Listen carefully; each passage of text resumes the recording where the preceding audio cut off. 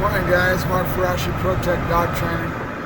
Not sure I sent out yesterday's video, but I was on the way to the airport with that puppy. Doesn't sound familiar, I'll post it today, but it's the same kind of thing. I'm on my way back again with the same puppy.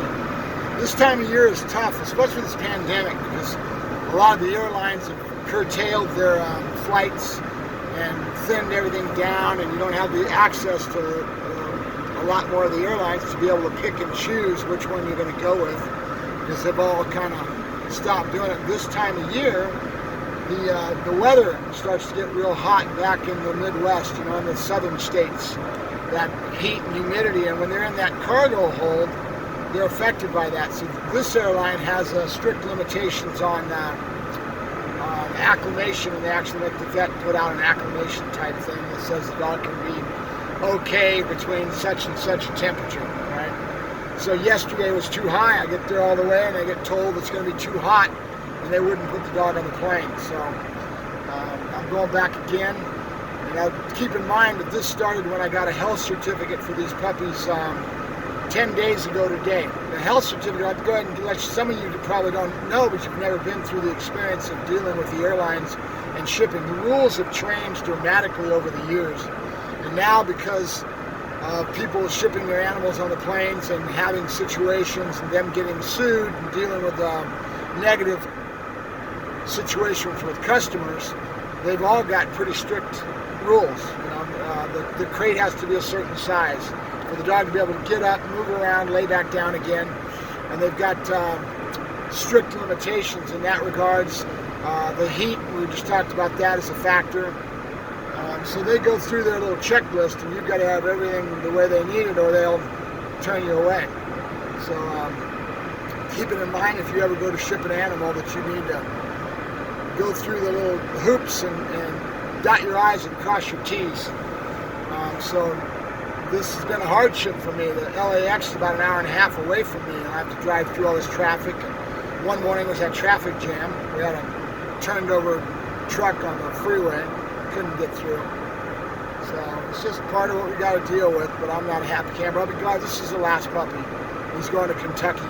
So I'm pleased the fact that I did place all the dogs. That's a good thing.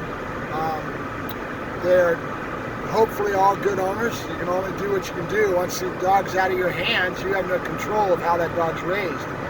So I've done everything I can to try to point the people in the right direction to get them the support they need. Get them pointing in the right direction and understanding what they're going to be dealing with high drive dogs like this. You know, this is Dutch Shepherds are a very keen breed. They're a great breed for someone like me that's a working dog trainer and handler that has some experience under his belt. But somebody that doesn't, it's the same thing we try to tell people trying to buy Malinois. Same thing. Malinois is a lot of dog for people. You know, it's a lot of high energy outflow, and they have a certain propensities that, if not shaped and molded and given the right exercise and everything else, they're going to be a problem. You know, one of those things I was dealing with was talking about the off switch, right? How you deal with your environment and basically teach the dog to have an off switch. If you go through any of Michael Ellis's videos and watch some of his stuff, he has an attitude about it himself. And the way he does it, he doesn't let the dog do any type of roughhouse play or no excitement type of stuff, going after the tug, going after any of that, fetch, or any of it in the house. In the house is a place to relax and to chill. And by doing that, as part of the dog's lifestyle, the dog ends up having an off switch that goes into that environment and just chills, because that's all it knows, right? It's smart. So I do the same thing with my environment, and basically using downs and underneath tables and stuff like that, restaurants and all the stuff that I do, but it's the same emphasis that I have in trying to make sure that my dog has an off switch. Because a dog with this high drive, like a Malinois or the Dutch Shepherds, with this kind of a high drive dog, if you don't have an off switch, you're going to be in world hurt. And you have the control over that to mold, shape, and form that dog's behavior from a young age, if you know what you're doing and if you do it right, you know. All the information nowadays is out there for you, folks. You just gotta go after it, you know. So I'm going to go ahead and let you guys go. I thank you very much. I'm half awake here as I'm hitting on the freeways at this 06:30 in the morning.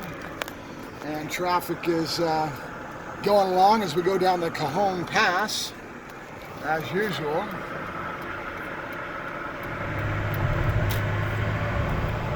Have a good day, guys. Mark Ferrasci, Protect Dog Training, on his way to LAX to drop off a puppy to Kentucky. Bye-bye.